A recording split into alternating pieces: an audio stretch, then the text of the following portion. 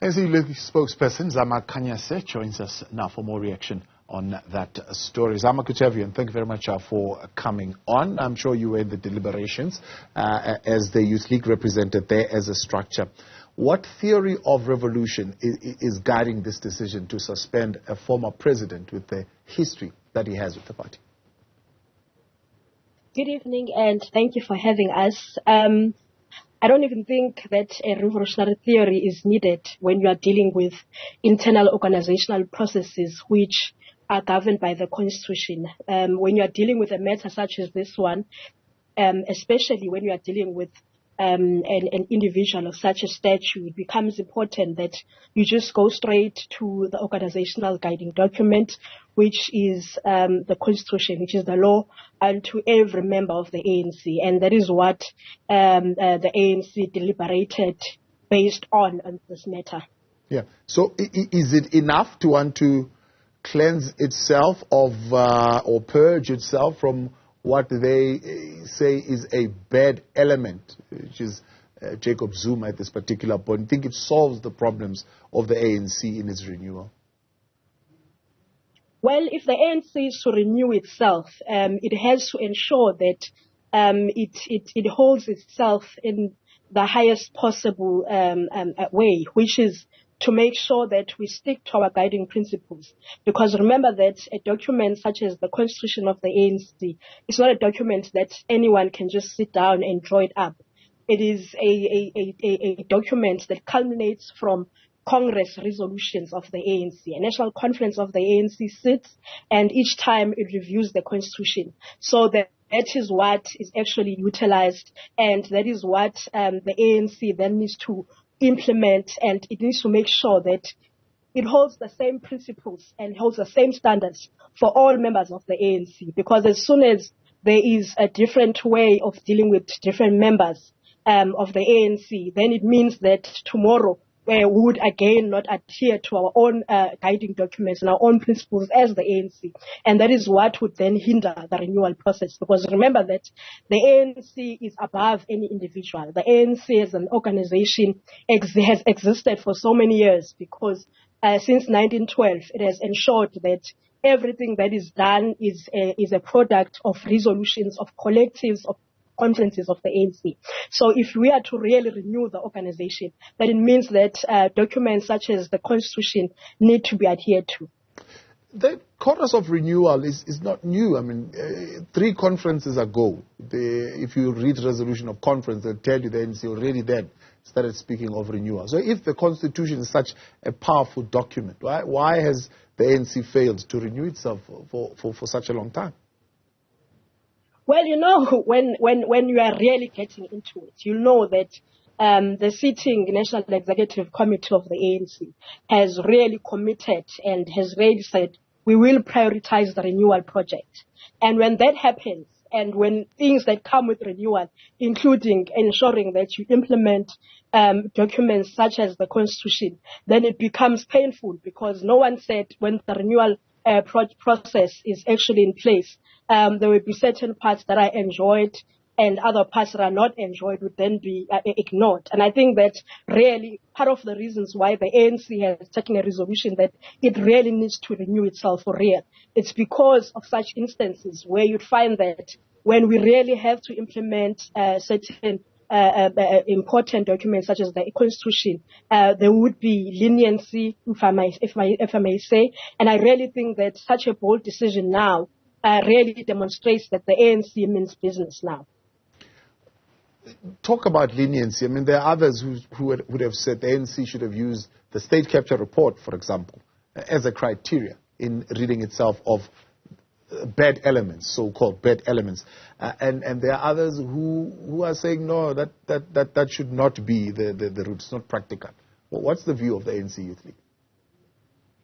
Well, firstly, I must just say that we have full confidence in the National Executive Committee of the ANC, which has actually set and taken a decision on what we're discussing today. And the National Executive Committee is the highest decision-making body in between congresses. So we have full confidence in the deliberations that they had, and we have full confidence even in different structures of the organization who have to sit for such matters, which would then know that because former President Jacob Zuma is an ex-officio, he was an ex-officio of the ANC with his status of being former president, it means that his matter must be handled at that level of the National Executive Committee.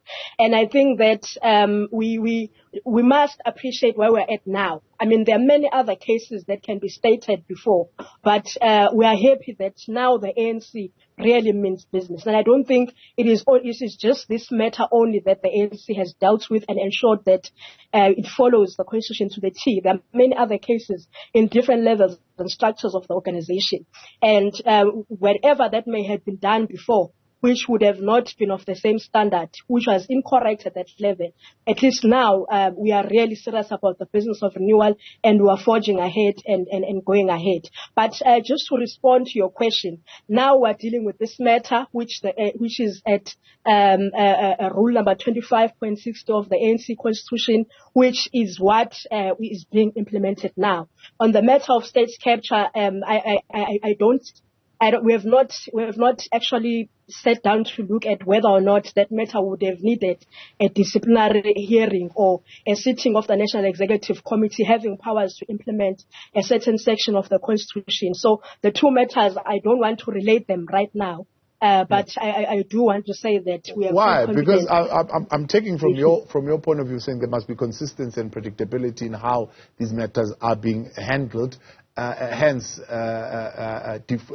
deferring it to the Constitution. But one would say, for example, the former SG, Zama would have been affected by things like the Commission of Inquiry into State Capture, hence the step-aside rule that would have applied to him, eventually leading to him leaving the party. Well, there are processes of the organization. We don't just, no one would know. In fact, let me start by saying, no individual can sleep today and say, tomorrow I've seen a case of this nature. Now I'm implementing the decision now. The SG clarified this matter yesterday of the ANC, SG Mbalula, when he was addressing the media, where he said that there needed to be a full sitting of the National Executive Committee so that this forms part of some deliberations of the National Executive Committee. So it's the case. We wait for appropriate sittings. There are processes in place. That's why you will not hear the ANC saying they've expelled for President Zuma, for example. But because in certain parts of the Constitution, there is an allowance that when certain acts have been made out and there's full evidence of that, then we can invoke Section 25.60 of the Constitution. So it's the same case even now. You don't just implement any decision. One, the sitting must be correct. Two, the case in question must be aligned to any decision that is going to be taken. That is why even now, since the former president is now suspended, should he wish to state his case against such, he would be open. He would have an allowance to do that, because that's how the organization operates. There are processes in place, and it would be the same for any other matter. Yeah. But as the ANC reaffirms its position on renewal and the renewal agenda, it means that we are going to see it becoming more and more decisive, which is what we appreciate as the ANC Youth League, because it means that when the ANC renews itself, it's renewing itself so that it continues to live on for many more years, which is good for us, because the ANC remains our present and future. What do you make of the analysis that says it's a cop-out position, because expulsion would have been the thing to do, but because the ANC is afraid of sympathizers of former President Jacob Zuma, who are still in the party, they opted for that route of suspension with an open door to say there'll be a disciplinary and you can still take it to the appeals structure of the ANC. I doubt that the ANC at this point would be scared to take decisions based on there being sympathizers within the movement.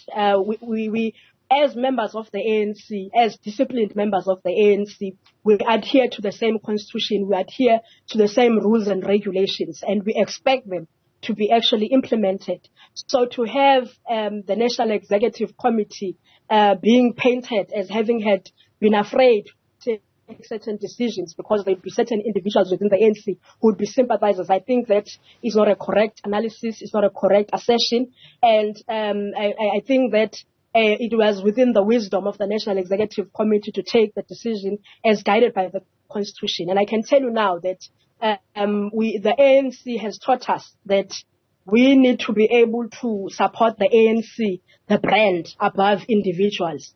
And I think anyone who's still within the ANC, it is those individuals, those true cadres of the movement who understand that we have certain standards, moral high grounds to adhere to, and that is why they are still within the organization. President of the ANC saying you're working for a decisive majority, with the correct word. The ANC has not had a decisive majority. Even in his administration when he came in, didn't have that decisive majority, just made it above 50%. Now, with the ANC facing a possible breakaway of members of the ANC joining the MK party, why would you believe that a decisive majority is a possibility? Let me speak for the ANC Youth League, which I speak on behalf of. We are vying for a decisive majority because we know the amount of work we've put in on the ground. Well, the ANC had been absent for quite some time, which was a very important part of the African National Congress, because you know that our country is getting younger and younger every day, and we have many young people who are going to be voting, despite the fact that before you had stats telling us that young people are not registered to vote, and of which the ANC Youth League has really been pushing very hard to go to the ground and really say young people need to register to vote. And we have seen a difference on the reports we got on the past voter registration weekends that were being held by the IEC. And we're going to be working again this weekend. We're going to be on the ground making sure that young people are going to register to vote. So that is why we're enthusiastic as the ANC Youth League. We have alive structures of the Youth League. We have programs on the ground. We are also campaigning very hard for the African National Congress. And I know that this is the same spirit that even the ANC Women's League and all other alliance partners of the ANC have. We are going to work collectively towards this goal which we have. Zama Khanyase, appreciate your time. Thanks so much for coming on. Reaction there from the ANC Youth League following the NEC and the Khotla meeting and decisions taken, particularly one to suspend former President Jacob Zuma.